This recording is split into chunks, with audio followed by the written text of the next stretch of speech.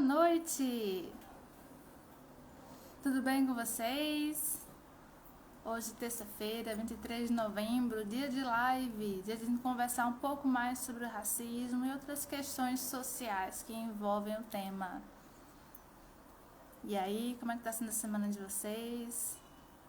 Temos um convidado especial hoje, o professor Mardoc. No último sábado, dia 20 de novembro, foi Dia Nacional da Consciência Negra. Bem-vinda!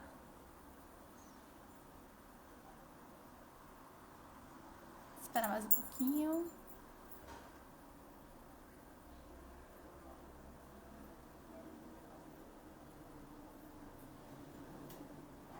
Olá, professor! Boa noite! Bem-vindo! Bom, vamos convidar nosso professor para a nossa live, para a gente conversar.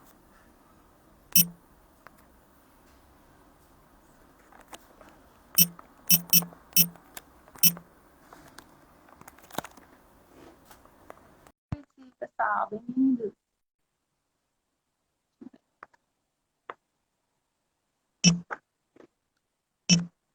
Boa Boa noite! noite, Tudo bem? tudo ótimo. E aí, Prazer estar com você aqui e aceito logo de imediato o seu convite, portanto, satisfação dobrada. que alegria, satisfação ter você aqui. Eu que fui sua aluna, né? Você foi meu professor de história no primeiro e no segundo ano. É um prazer ter você aqui para a gente conversar, debater sobre esse assunto. Ótimo, que bom. Mas gostaria também, doutora Willa Ramos, de dizer-lhe publicamente a satisfação que é ver a sua preocupação em trazer à tona um debate de um tema tão pertinente. Em princípio, fiquei pensativo do porquê esse debate, do porquê trazer à tona esse tema, mas logo depois me ocorreram algumas ideias que me permitiram compreender melhor esse momento. É de fundamental importância que a sociedade possa debater, possa conversar. Por isso, meus parabéns pela iniciativa. Muito obrigada, professor. Então, para apresentar ao senhor as pessoas que já estão entrando na live agora, é o professor José Carlos Martoc, que tem licenciatura e bacharelado em História, pós-graduado em Gestão das Políticas Sociais, Estudos e Práticas de Filosofia, bacharelado em Administração de Empresas, né? Professor já bastante atuante como professor de História, um prazer. E hoje o tema da nossa live é identificando as origens do racismo, né? Porque no Brasil, nosso, com o nosso histórico, né, de escravidão, o que mudou de lá para cá? Então, professor, eu gostaria de pedir para o senhor, né, contextualizar o histórico da escravidão, como é que começou aqui no Brasil, como funcionava o sistema escravocrata. Ótimo. Para começarmos essa nossa conversa, é muito importante começarmos a partir da estrutura da Europa. Eu vejo muitas pessoas discutindo, debatendo a questão do racismo atual, mas eu percebo uma lacuna, eu percebo um vazio. E esse vazio nos leva para a crise que a Europa viveu nos séculos XIV e XV. Muito distante, né? É, Mas não dá para entender sem começarmos a partir de lá. Por quê? Porque nós falamos a partir do capitalismo. A necessidade que alguns indivíduos, algumas famílias, alguns estados, chamados de nacionais, tiveram de se enriquecer. É o que falamos do mercantilismo. O mercantilismo é uma doutrina econômica, é um conjunto de medidas econômicas que representam o embrião do sistema capitalista que nós conhecemos hoje.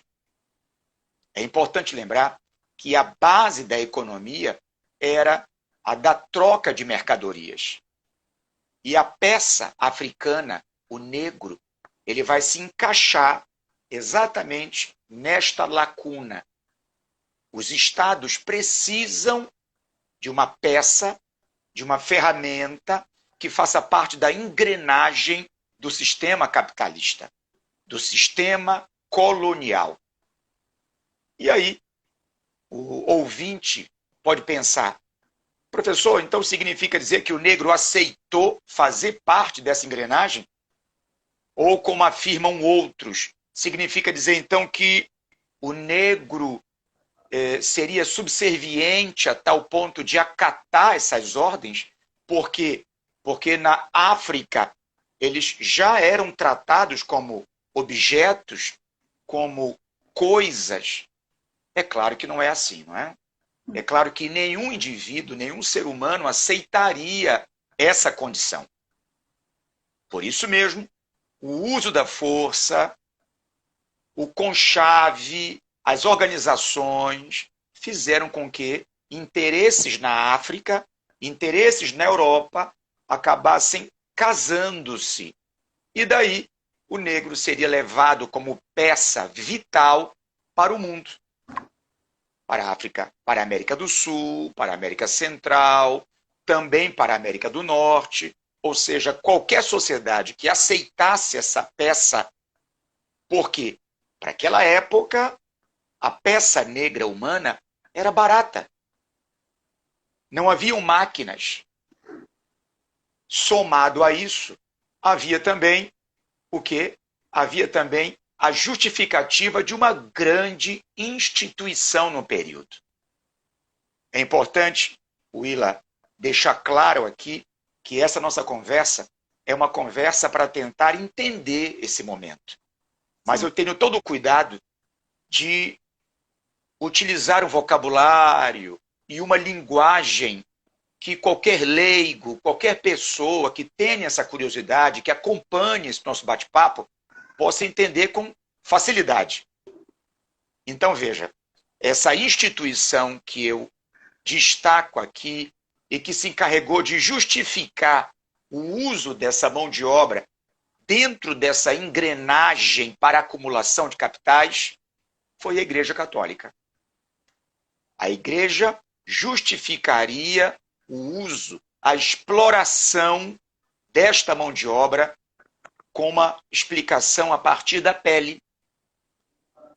O branco europeu precisa explorar, precisa sobreviver.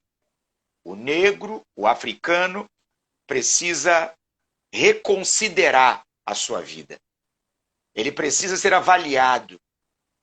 Ele precisa ter um momento de resgate da fé. Por isso, a igreja utilizou o julgamento final. O africano, o negro, é uma peça que precisa passar pelo que se chama de avaliação, o tribunal. E esse tribunal é realizado com a morte. Por isso, ele levaria sua vida para trabalhar e conquistar o perdão dos seus pecados. Já o índio, não. O índio, ele deveria ser utilizado pela igreja pela sua cor mais clara. De acordo com os religiosos, ele teria salvação. E a igreja, a partir da catequese, poderia converter este indivíduo selvagem, bárbaro, aos trabalhos religiosos. Então você vê, no princípio dos tempos da Idade Moderna, esse período é chamado de Idade Moderna, que nasce no século XV, o negro africano ele é inserido dentro de uma sociedade eurocentrista, dentro de uma sociedade que utiliza as bases econômicas e capitalistas para fortalecer o início de uma nova época, onde a Europa estaria no topo, a Europa estaria administrando todo o desenvolvimento desta sociedade. As raízes vêm daí. Entende? O que nós conhecemos hoje no Brasil, o que nós enxergamos hoje no mundo, é fruto da construção da empresa mercantilista. Alguns alunos meus, alguns ex-alunos, ainda ficam com essa ideia, mercantilismo. Eu lembro disso. Mas a palavra mercantil, mercantilismo, vem do quê, Mardoc? A palavra mercantilismo, ela vem de mercadorias. Veja aqui, simples o conceito.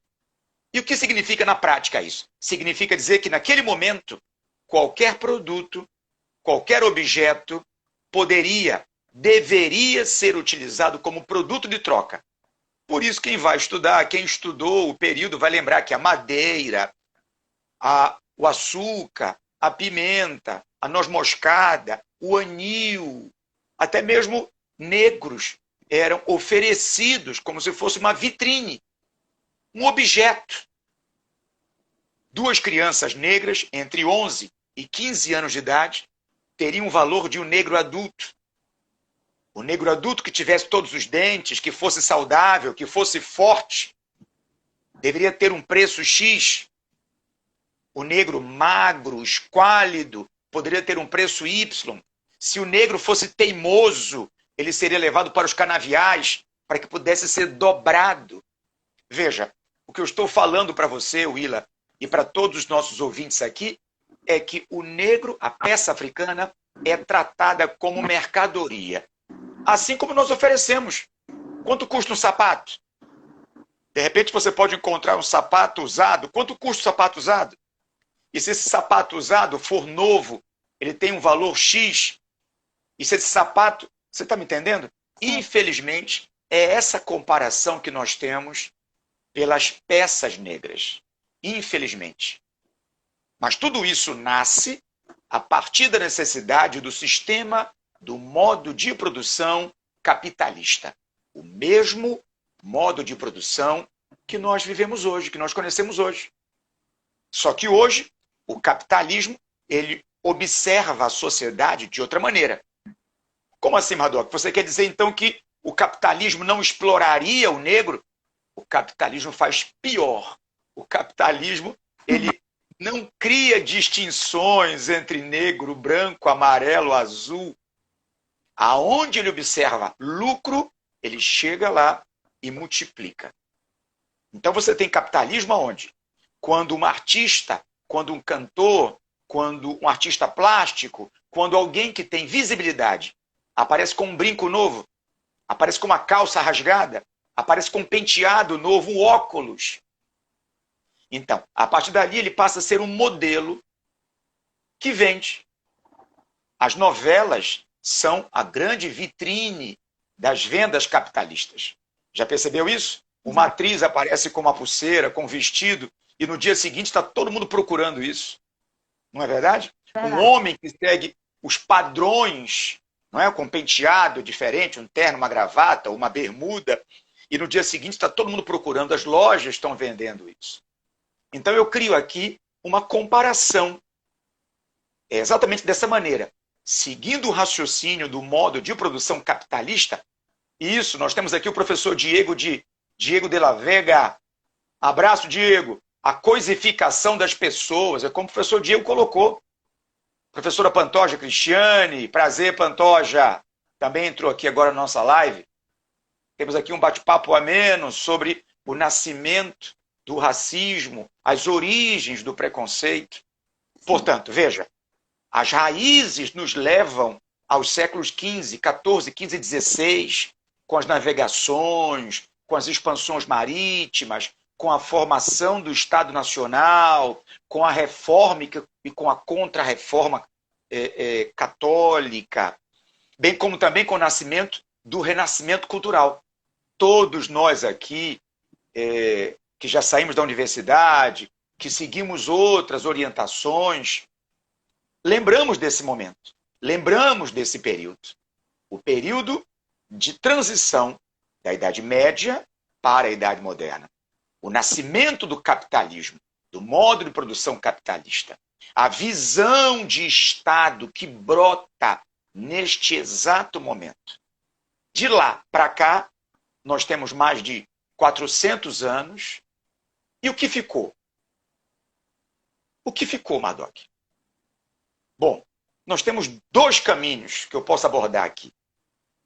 Um mais simples, que é o que eu vou seguir, e o outro mais complexo, que qualquer ouvinte que está assistindo aqui nossa live pode me procurar depois, ou então pode procurar nos livros, nos filmes. O caminho mais simples, ele é orientado a partir de algumas características que o Brasil, mas especificamente o Nordeste, possui. Quer ver uma coisa? Doutora Willa, que lembrança você tem dos seus avós? Se você conheceu sua bisavó de cozinha, que lembrança você tem de um prato específico, de uma sobremesa? Feijoada, pirão, peixada.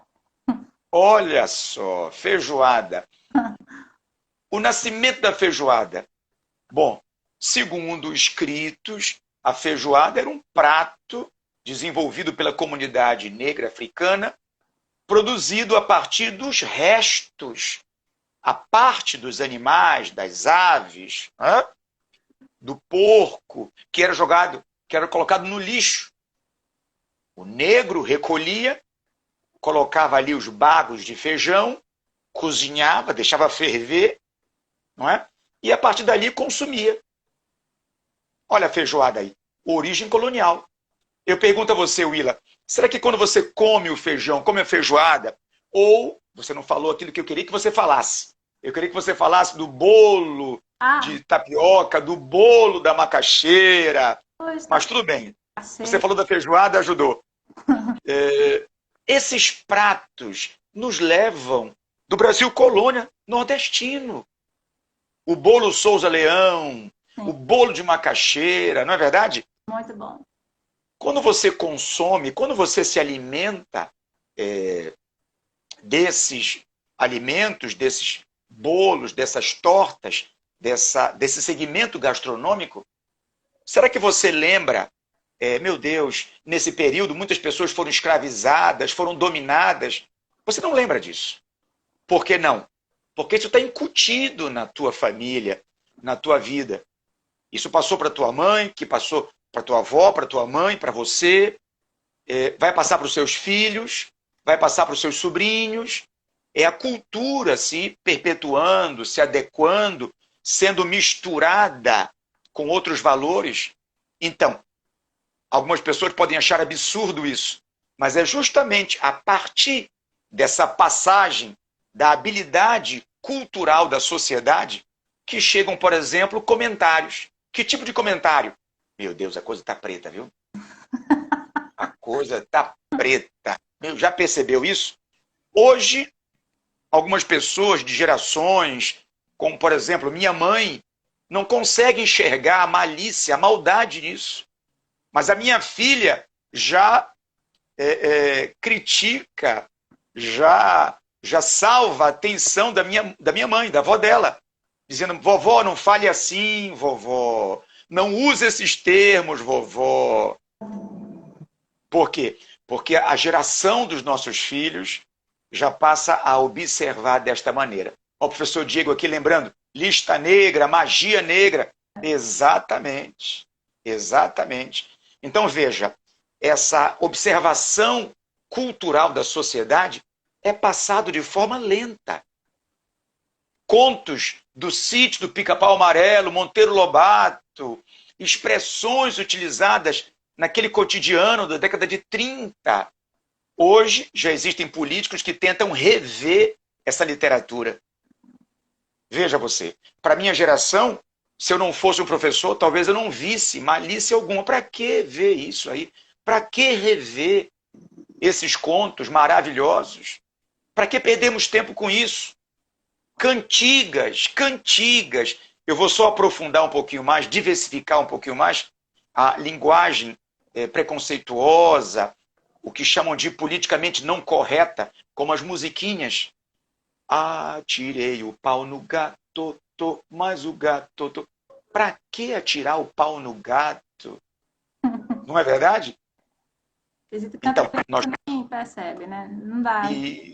Isso. Nós temos que rever esse conceito. Nós somos uma sociedade agora do politicamente correto. Isso, a nossa ouvinte aqui, a senhora Valcilira Ramos, falando sobre brincadeiras ingênuas, brincadeiras simples. E numa sociedade, veja, numa sociedade que herda a visão de mundo machista, patriarcalista. De que sociedade? Do Brasil colônia, que os europeus trouxeram para cá nas embarcações dos séculos XV, XVI, XVII. A compreensão de quê? Você é mulher. Então você é propriedade do seu pai. Eu sei o que é melhor para você. Você vai ser professora. Você não vai ser médica. Por quê? Porque a medicina é uma atribuição dos homens. Porque a pedagogia não. A pedagogia, ela carrega uma aura romântica. Você vai ensinar os menorzinhos, as criancinhas. Seu marido, quando você tiver um marido, não vai ver maldade em você ensinar para as crianças.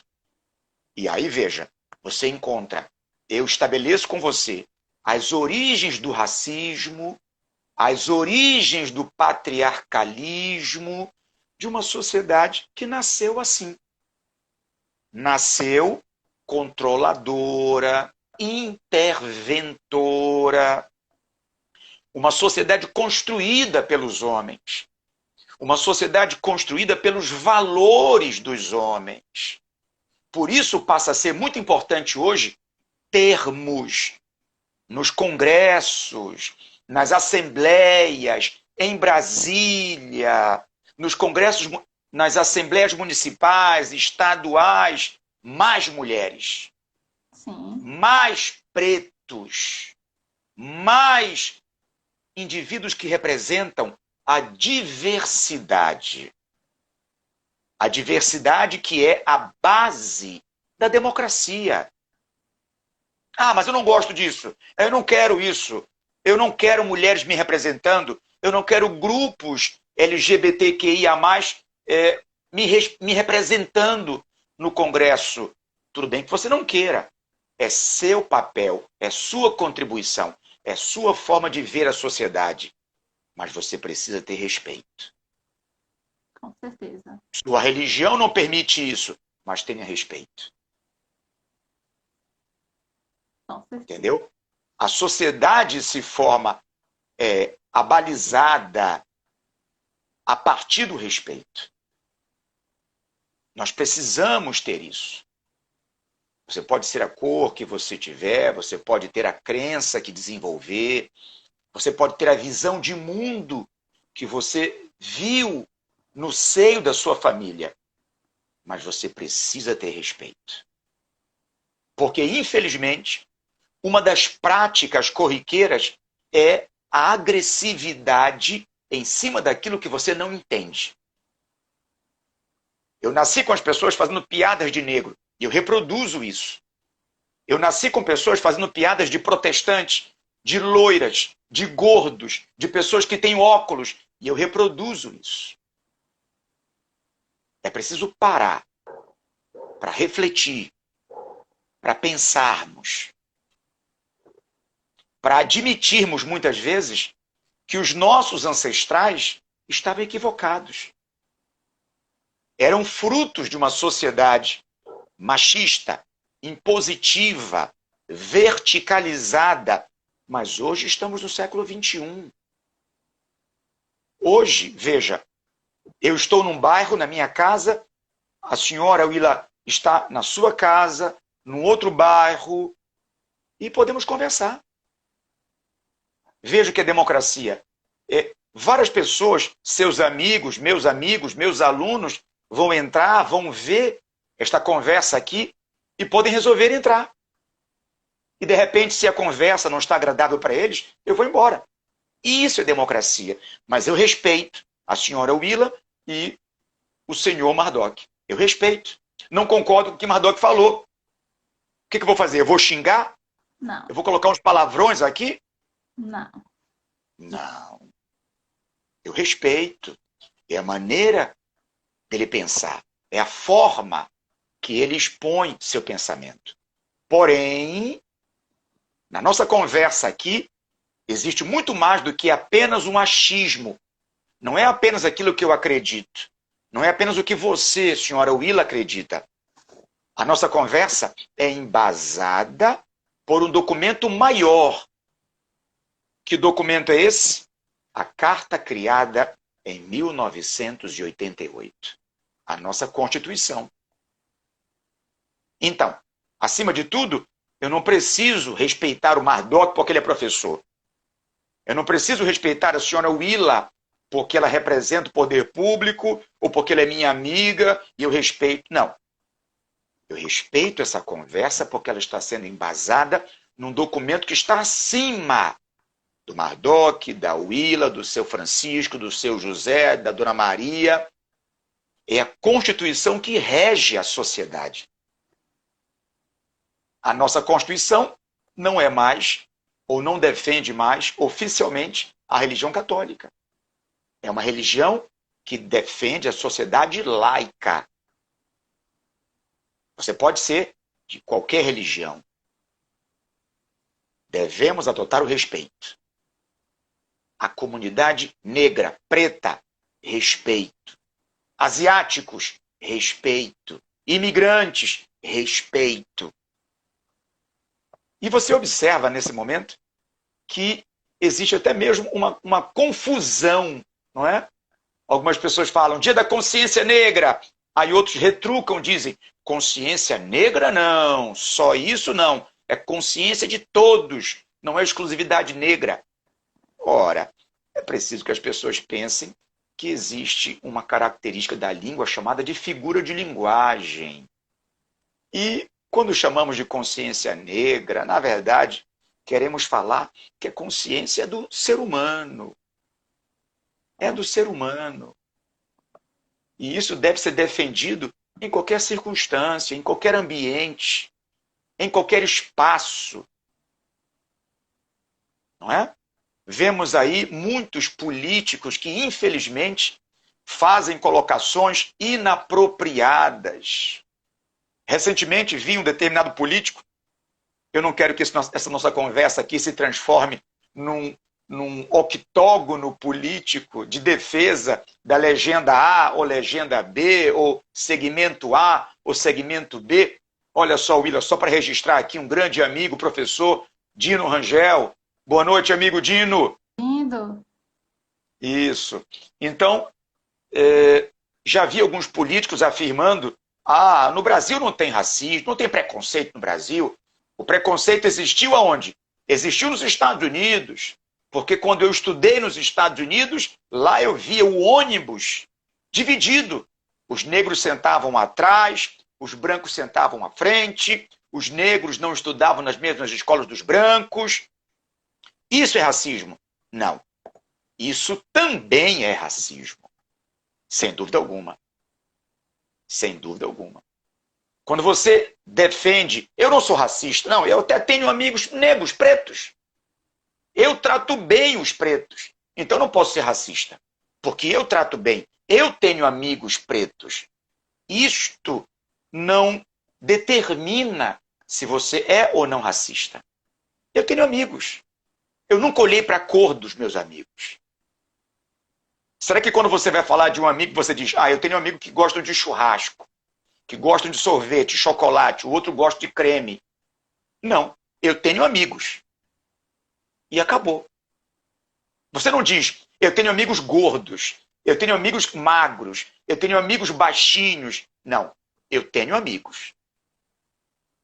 Mas é curioso que nesse momento você acaba destacando, não, eu não sou racista porque eu tenho amigos pretos. Não é?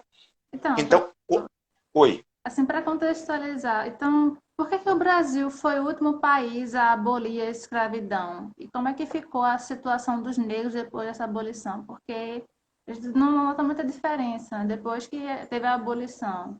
Apenas teve uma assinatura de uma carta que deu a liberdade, mas e aí? Por que foi o último? Você já trouxe parte da resposta. Você não pode tornar uma comunidade livre assinando o documento. Eu não posso chegar com você, Willa, e dizer, você é minha filha, Willa. Então, a partir de agora, você vai ser livre. Eu vou pegar a liberdade, colocar numa caixinha com um laçarote vermelho e dizer, tá aqui, Willa. Tá aqui. Esta é a sua liberdade, é seu presente. Não dá para fazer isso, né? Se você, Willa, é minha filha, e eu quero que você caminhe por conta própria, eu quero que você caminhe com seus próprios pés, então eu tenho que educá-la.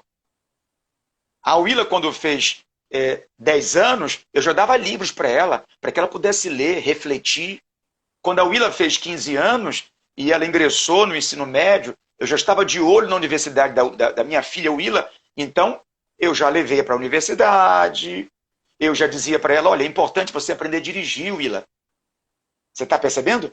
É romântico, é utópico dizer, eu vou libertar os negros, então eu vou assinar o documento. A partir de agora, os negros são livres. A partir de agora, negros, pretos, podem andar sozinhos. Mas peraí, olha para trás. Você vai me indenizar? Você vai criar escolas para mim? No Brasil e no resto do mundo em que houve a exploração do braço negro africano, aqui, ó, mais uma vez, um amigo, o professor Ricardo, de matemática. Seja bem-vindo, Ricardo, conhecido por Ricardinho. Um bate-papo aqui com a amiga, ex-aluna, doutora Willa Ramos, tratando aqui da grande importância que é fazer com que a sociedade debata. Só um parênteses, Willa. Essa atitude que você teve de me convidar para falarmos sobre isso, esse degrau, esse passo que você deu, é um passo de maturidade. É um passo de desenvolvimento. A sua preocupação em levar para o seu público um debate que a mídia trouxe. Mas quem foi que discutiu? O programa A, o programa B. Não, todo mundo tem que discutir. É uma discussão de dentro de casa. É uma discussão que não pode ser apenas da rua. Tem que ser em casa, papai, mamãe. Aí você pode falar para mim, Willa, mas e se o pai ou a mãe não tiver conhecimento suficiente? Ótimo! Então o pai e a mãe vão chamar os filhos e vão dizer, vamos aprender juntos? Vamos conversar? Vamos procurar as fontes? Então, esse é o parênteses que eu queria fazer sobre esse detalhe. Vamos voltar lá. O Brasil foi um dos últimos países a assinar a abolição do trabalho escravo, a abolição da escravidão, promover essa abolição. Por quê? Porque havia toda uma pressão de uma elite nordestina, a elite pernambucana, uma elite que ganhou muito dinheiro com a exploração do açúcar, onde o braço escravo foi o grande motor da exploração do açúcar. Eu, abrindo mais um parênteses, ontem eu estava assistindo a TV da Alep, a TV da Assembleia, perdão, não era Alep não, era Alerj, Assembleia do Rio de Janeiro. E eu achei curioso, um político preto, um deputado, não lembro o nome dele agora, disse o seguinte, ele disse, não haveria Brasil se não existisse o braço preto. Eu achei curioso aquilo ali. E imediatamente, quando ele falou, eu discordei. Na verdade, o Brasil haveria. Na verdade, o Brasil já existia com os índios. O Brasil já existia, por quê? Porque o nome Brasil vem da madeira que era explorada, o pau-brasil. Poucas pessoas sabem disso. Foi a madeira que deu o nome. A expressão brasileiros, utilizado na época, denominava não os indivíduos que nasceram no território, mas sim os indivíduos que comercializavam a madeira. Então veja, nos séculos XV, XVI, XVII, brasileiro era o comerciante do pau-brasil, do pau em brasa. Então já haviam, sim, nativos. Quando os europeus chegaram aqui, o território já era povoado. Agora, o deputado poderia ter sido feliz, ele não cometeu nenhum crime. Eu apenas estou fazendo aqui uma análise histórica. Mas ele seria muito mais feliz, na sua colocação, se ele dissesse, não haveria o mundo colonial sem o braço negro africano. Que mundo colonial é esse? Os 300 anos até a abolição. Por quê, Mardoc? Porque o negro estava na produção do açúcar, o negro participava da cozinha, era o negro que estava na cozinha, era a mulher, era a negra que amamentava o filho do patrão, era a negra que era explorada para a reprodução e povoamento da terra brasileira, era o negro que era trancafiado, era colocado, confinado como reprodutor.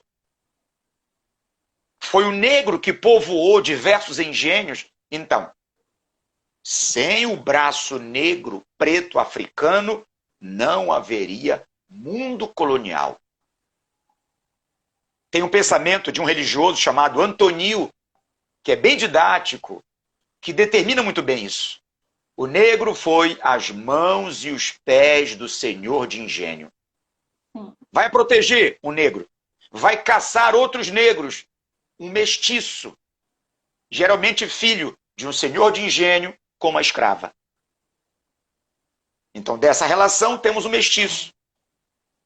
Um homem moreno ou preto de olhos verdes. Ou branco de cabelo cacheado, de cabelo, como se dizia na época, encriquilhado. Um mestiço. Zumbi. Zumbi, um preto de olhos azuis. Zumbi dos Palmares, grande líder. Filho de uma preta, de uma negra, com um religioso, com um padre. Veja você. Então, o Brasil foi um dos últimos, fechando parênteses.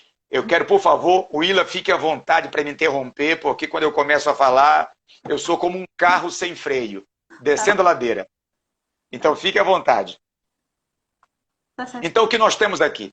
Nós temos um país que, por sofrer pressões de uma elite que desejava ser indenizado, a comunidade aristocrática nordestina até aceitaria libertar os negros, contanto que o império de D. Pedro II, Pedro de Alcântara, pagasse, indenizasse pelas perdas dessas peças.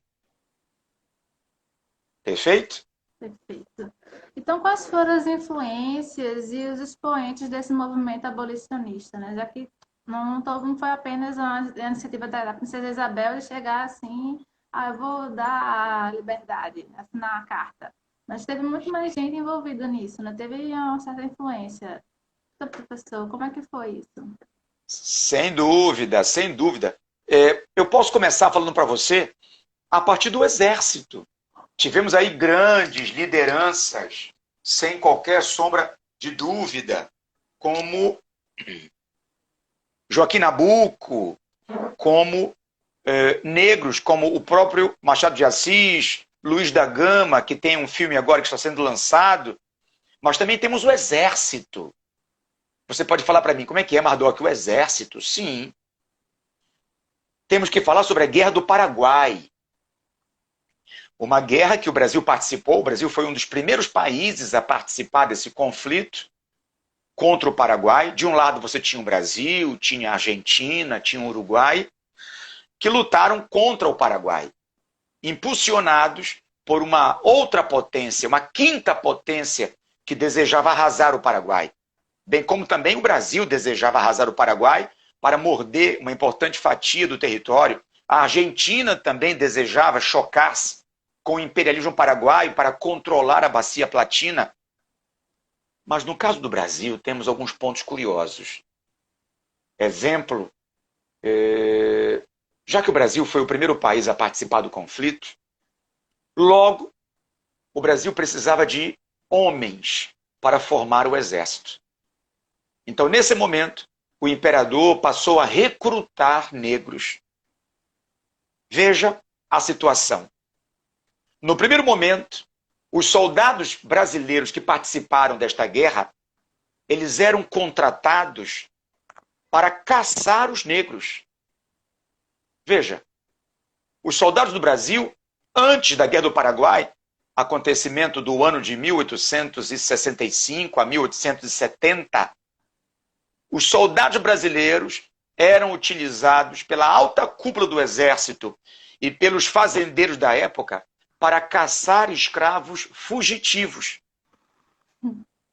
No segundo momento, aquele soldado branco, pobre, mas branco, que estava com a arma, olhou para o lado e viu um preto. O mesmo preto que os senhores da alta patente diziam que eles deveriam caçar, porque eram bichos, eram animais. Como é que fica na cabeça do soldado? Agora, este preto está lutando usando o fardamento que eu uso. Quer dizer, então, que ele não era um animal. E muitas vezes o que aconteceu? O preto acabou libertando, salvando o soldado branco. Não posso mais capturar o negro. Por isso, quando termina a Guerra do Paraguai e esses soldados voltam para o Brasil, a situação mudou. O exército acabaria criando clubes abolicionistas. Veja você, clubes abolicionistas, defendendo o fim do trabalho escravo e defendendo a república. Paralelamente, aliás, eu diria até mesmo antes da Guerra do Paraguai, e depois, paralelamente, nós temos os filhos da aristocracia brasileira que foi estudar na Europa. E na Europa, eles tiveram contato com as ideias racionalistas, chamadas de iluministas, luzes. E nessas ideias das luzes, o ser humano é um indivíduo que merece respeito. Um indivíduo como qualquer outro indivíduo. Está percebendo? Então, o movimento, a mentalidade começa a mudar a partir das transformações econômicas, transformações ideológicas. É claro, como você bem disse, que isto não aconteceu do nada. E aí você destaca para mim a princesa Isabel. A dona Isabel, as filhas de Dom Pedro II eram mulheres à frente de seu tempo. Foram mulheres que tiveram contato com ideias iluministas, com as transformações que ocorriam na Europa. Foram mulheres que analisaram muito bem a sociedade. Assim como o próprio pai, Dom Pedro II. Um homem voltado para as artes, para as ciências. E por isso, um homem que conseguiu incutir, conseguiu colocar na cabeça das suas filhas, na educação das suas filhas. Veja, não estou dizendo que Dom Pedro II era um homem muito moderno para a época. Era um homem liberal ao extremo. Não. Ele era conservador, ele era patriarcalista. Tanto é verdade que defendia a relação matrimonial como um negócio. Era um negócio, era um pacto, era um acordo. Mas, para outras atitudes, para outros segmentos, ele era um homem à frente de seu tempo. Ele trouxe peças teatrais para cá, ele auxiliou a montagem de teatros, ele sustentou do próprio bolso artistas, ele tinha uma vida regrada, se nós a compararmos com vários outros nobres. Então, o Brasil foi pouco a pouco se transformando, se modificando. Com o exército, com a entrada das ideias iluministas, com a formação de clubes abolicionistas, com movimentos abolicionistas. Existia um movimento chamado de o movimento dos caifazes. Quem eram os caifazes? Eram filhos da aristocracia que vestiam roupas pretas e andavam à noite por aí, libertando, abrindo as portas das senzalas e permitindo que os escravos pudessem fugir. Não é? Veja que, até certo ponto, movimento poético, não é? Sem qualquer sombra de dúvida. Temos um movimento literário, um movimento que ganha força a partir do romantismo no Brasil, que também surge no século XIX, com Castro Alves, as poesias de Castro Alves. Mas pode perguntar. Então, professor, para a gente deixar bem claro, então conceitua o que seria preconceito, discriminação racial e crime de ódio racial. Para ficar bem claro a diferença. Bem, quando se fala de preconceito, eu peço depois que você me traga essas palavras novamente, tá bom? Quando você fala de preconceito, a própria palavra nos ajuda, sem qualquer sombra de dúvida. O conceito representa um limitador. O conceito representa uma expressão daquilo que você vê, acabando por criar uma ideia. E aí você rotula. O que é guerra? Cria um conceito de guerra. Cria um conceito de rebelião, um conceito de sublevação, um conceito de conjura. Você abre o dicionário, você abre o livro de história e você tem Conjura Baiana, um movimento de rebelião que aconteceu na Bahia. Você vem Inconfidência Mineira, um outro movimento de rebelião que aconteceu em Minas Gerais. Você tem a Revolução de 1817. O que é isso, Mardoc? Você criou conceitos. Então, cada acontecimento, ele estabelece, a partir das características, a definição de um fato histórico, de um acontecimento. E quando você fala de preconceito, aí, a partir da experiência que você tem, que experiência? Experiência que foi produzida pelos nossos antepassados. De quê? De que preto é preguiçoso. De que preto se deixou explorar. De que o preto é burro. Esse conceito que passou de gerações por gerações, que você não se deu o trabalho de avaliar, de medir, de perceber que o preto foi utilizado, foi explorado, foi manuseado em um outro momento por circunstâncias e que nunca deveria ter sido explorado como antes. Então vamos quebrar essa ideia ultrapassada, essa ideia retrógrada, essa ideia absurda, ou seja, esse pré-conceito, esse conceito prévio. Não existe isso. É uma ideia distorcida. É uma ideia que se banalizou, porque o preconceito é vital para uma sociedade machista. O preconceito é uma ferramenta vital para que uma classe acabe subjugando a outra. Não vou discutir com você. Por quê? Porque você é preto. Não vou discutir com você. Por quê? Porque você é uma mulher. E os meus antepassados já estabeleceram que não existe uma igualdade entre homens e mulheres. Portanto, nós não podemos estar no mesmo patamar. Eu fiz o quê? Eu criei um preconceito.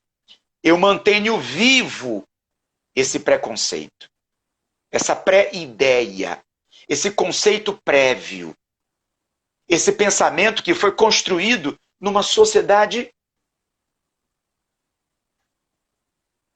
escravocrata. Exatamente. Uma sociedade escravocrata, uma sociedade conservadora, uma sociedade que precisava olhar para mulheres e para pretos dessa maneira. Porque quando você rotula alguém, quando você diz, não posso conversar com você porque você é mulher, você não vai me entender. Você quer saber uma coisa? Eu estava agora no jornal, de manhã até agora à noite. E o que eu assisti? Um escândalo em um clube de futebol. Um crime rotulado por assédio moral. Um crime cometido não uma vez, não a primeira vez, e não será a última vez. De uma sociedade machista. Onde um homem tem o preconceito em estabelecer de que o que aquela mulher me acusar não será propagado numa sociedade machista. Porque todos os homens pensam dessa mesma maneira. Você é mulher, você é solteira, você trabalha comigo, então você é fácil. Você está aqui nas minhas mãos. E eu posso utilizar certas expressões. Por quê? Porque qualquer homem pensaria nisso, ou agiria dessa maneira. Veja, guardadas as proporções, nós temos esse mesmo cenário na relação entre brancos e pretos. As origens são as mesmas. Por que temos aí um número alarmante de práticas feminicidas, assassinatos contra mulheres? Porque você é mulher. Porque a mulher é minha propriedade. Assim como o negro, o preto, o escravo, há 400 anos atrás, era propriedade do seu senhor. Então eu posso matá-lo, eu posso xingá-lo, eu posso explorá-lo, eu posso vendê-lo. O Enem, Willa, trouxe uma questão que apresentava uma nota de jornal. Um dono de escravo colocando: no dia 8 do mês tal, do ano tal, o meu escravo fugiu. O meu escravo se faz passar por alguém que trabalha. O meu escravo, ele é alto, ele é magro, ele é sisudo, ele tem... Perdão, na nota de venda dizia: esse escravo, esse meu escravo não tem um dente da frente. Veja, é minha propriedade, veja que absurdo. É meu bem. Quem achar por aí, por favor, devolva. Absurdo. Loucura! Loucura! Pensarmos que um dia seres humanos se encaravam dessa maneira. Então aí nós temos o preconceito. O preconceito é a ideia de séculos que acabou sendo engolida ou acabou fazendo parte, feito uma tatuagem. Ela se adequou à sociedade. Ela faz parte de cada um de nós. E muitas vezes, numa sociedade como o Brasil, latino-americana, nós não conseguimos enxergar, porque ela se inseriu na piada. Numa piada. Da mesma forma que a sociedade machista faz piada de gordos, de loiras, de baixinhos. Geralmente quem faz essa piada não é preto. Quando você faz piadas de gordos, você não é gordo. Quando você faz piadas de loiras, você é homem. Ou até mesmo você é uma mulher morena. Então você se protege. Eu falo do outro. E se o outro reclamar, é uma brincadeira. Não leve as coisas tão a sério assim. Mas você é preto? Mas você é loira? Não é? Você perguntou sobre outra coisa. Preconceito, eu espero ter sido... Discriminação racial e crime de ódio racial. Bom, a discriminação racial é quando você passa justamente a criticar o outro, a apartar, a segregar o outro pela raça. Mas é importante lembrar que essa ideia de raça é uma ideia já ultrapassada. Somos todos seres humanos. Então não pode existir aqui esse comportamento de segregação racial. Já que somos todos seres humanos. Dessa maneira, percebe-se que esse conceito racial, essa ideia de raça, é fruto da transição do final do século XIX para o século XX. Onde justificamos o quê? Onde justificamos a criação feita por Hitler da raça ariana, da raça pura. E existe raça pura? Não existe raça pura. Portanto, essa discriminação racial, ela ainda hoje é utilizada na linguagem jurídica para determinar essa distinção entre pretos e negros. Quando você, branco, se coloca como raça superior, discriminando o indivíduo pela cor da pele. Percebeu? Sim. Pertencemos todos à mesma raça, a raça humana. Mas quando alguém aumenta a voz e diz: eu sou melhor do que você porque você é preto, porque você é um asiático, é amarelo, porque você é azul e eu sou branco, de olhos azuis, loiro, então eu sou superior a você. Nesse momento cria-se uma muralha. Essa muralha representa a discriminação racial. Quando um indivíduo se coloca superior ao outro pela cor da sua pele, valorizando o que ele chama de raça superior. Monteiro Lobato foi um dos teóricos brasileiros do movimento de diferenciação racial, chamado de eugenia. Você já ouviu falar, Willa? Não vi não. A eugenia foi um movimento de valorização do indivíduo, do eu. A valorização de uma classe que se coloca na condição de perfeita. E a partir daí, ele passa a condenar, ele passa a criticar a relação entre o eu com outras classes. O eu europeu com negros, asiáticos.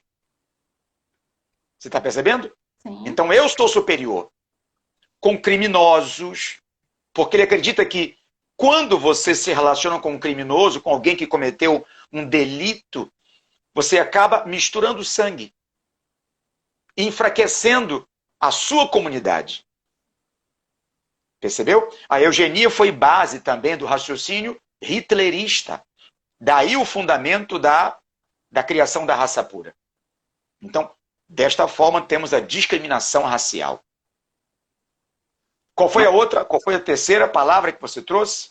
Crime de ódio racial, né? Porque de vez em quando a gente vê, né? Nos Estados Unidos, um policial matou um negro até a ponto de asfixiar. Aqui no Brasil, no supermercado. E por aí vai outros crimes de ódio racial, né? Tá Perfeito, perfeito. Perfeitamente. Perfeito, perfeito. Quando você fala de um crime de ódio racial, é quando o indivíduo torna-se vítima porque ele pertence à cor preta. Eu sou um policial, eu posso ser branco e eu posso ser até mesmo preto. Mas a maneira como eu trato o civil, eu estou fardado. Ou eu posso não estar fardado. Eu posso estar na minha casa, como já aconteceu em São Paulo. Eu pedi um cachorro quente, um sanduíche, e quem vai entregar é um preto. E alguém que está no hall do prédio diz, você está fazendo o que aqui? Você não pode pegar esse elevador. Mas será que você falaria isso se ele fosse um entregador branco? Será que você agiria assim? Ele é um preto. O ônibus passou e você vê um preto correndo. Sua atitude perante esse ato é uma. Se fosse um branco correndo, você agiria de outra forma. Aí você tipifica o ódio racial. O meu conceito, a minha ideia sobre o indivíduo foi porque ele tinha cor preta. Você vai a um restaurante. Você e o seu namorado, desculpe, não sei se você é casada, Willa. Não, solteira. Não. Então você tem um namorado preto. Vocês entram no restaurante. Quem vai lhe recepcionar diz, boa noite, senhora, seja bem-vinda. Olha para o rapaz preto que está ao seu lado, diz, é seu motorista? Veja você. Não é? Veja a situação. Por que você fez a distinção? Porque o William não pode ter um namorado, um marido preto? Automaticamente você reage dessa maneira. Pelo seu preconceito, pela sua ideia. Você rotula as pessoas pela cor da sua pele. E aí você tem um ódio racial. Um crime de ódio racial. Você externou. Você determinou que o indivíduo de determinada cor, ele tem que andar pelo elevador de serviço. O indivíduo de determinada cor não pode ter um carro X, Y, Z. Ele tem que andar de ônibus. Se ele corre para pegar uma condução, é porque, na verdade, ele é um assaltante. Ele não está correndo porque ele é um trabalhador que vai perder a condução e que, por isso, precisa correr. Ele está correndo, ele cometeu um delito. O julgamento, como, né? Complicado lidar com Pré-julgamento. Exato. Pode perguntar. Então, professor, primeiro eu ia passar mais horas e horas aqui, já está no finalzinho da nossa live, né? Chegando perto de completar 1 hora aqui. Então, eu queria que o senhor fizesse suas considerações finais, né? Para a gente fechar esse assunto as origens do racismo, né? Como é que o senhor poderia concluir esse raciocínio todo? Porque você trouxe bastante coisa aí que abriu os nossos olhos realmente para gente achar por que a gente fala muitas coisas, por que a gente escuta muitas coisas que discriminam, muitos comportamentos, muitos crimes, assédios. Então, Como é que você poderia concluir esse raciocínio? Bem, primeiro, seria maravilhoso se nós deixássemos de ser uma sociedade de modismos. Não só o Brasil, mas o mundo é assim. Alguém apareceu, houve um movimento que surgiu nos Estados Unidos, alcançou a Europa, Black Lives Matter. Mas onde é que está esse movimento? Foi colocado em panos quentes, né? Foi colocado em banho-maria. Então, debater. Vamos deixar de ser uma sociedade de modismos e vamos debater todos os dias. Vamos conversar.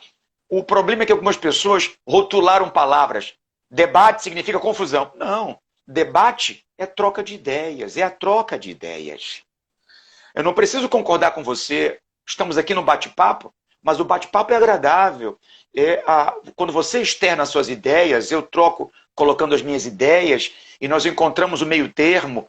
Ou então é prazeroso porque eu aprendi com a doutora Willa, você aprendeu comigo, e trocamos informações. Isto é espetacular. Isto é fabuloso. Portanto, dentro das minhas considerações finais, eu levanto a bandeira do diálogo, da conversa. Sim. Não é? Durante um certo tempo, eu usei uma frase na minha rede social que era assim: eu não quero ter razão, eu quero ser feliz. Eu acho essa frase espetacular. Porque quando você coloca o rótulo que quer ter razão, você acaba se estabelecendo ou defendendo a ideia de que você é perfeito. E não é. Eu quero ouvir as pessoas. E eu só posso ser feliz se eu quebro os preconceitos. Não é porque eu sou professor que eu sei mais do que você, Willa. Eu quero aprender com você. Eu quero ouvir você. E em cima disso, eu lembro de um pensamento do grande líder indiano, Mahatma Gandhi, que dizia: veja como o nosso pai, o nosso criador, foi tão esplendoroso, tão sábio. Ele nos deu uma boca e 2 ouvidos. Então, o que você gostaria, o que você pensa que ele gostaria que nós fizéssemos? Vamos falar menos, vamos ouvir mais. Recentemente vi um desses pilotos, um desses motoristas de aplicativo batendo em 2 mulheres porque uma delas, quando saiu do seu carro, bateu a porta. Ontem, no estacionamento de um shopping aqui no Recife, mais um motorista de aplicativo saiu e bateu numa mulher. Não se sabe por quê, mas estamos no limite. Estamos por tabela.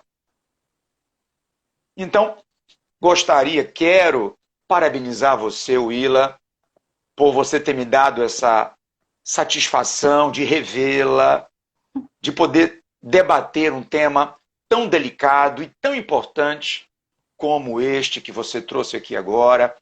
Eu quero dizer para os amigos, para os alunos que perderam esse debate, eu noticiei também, essa live vai estar gravada, não é isso, Willa? Vai ficar assim, salvar no perfil.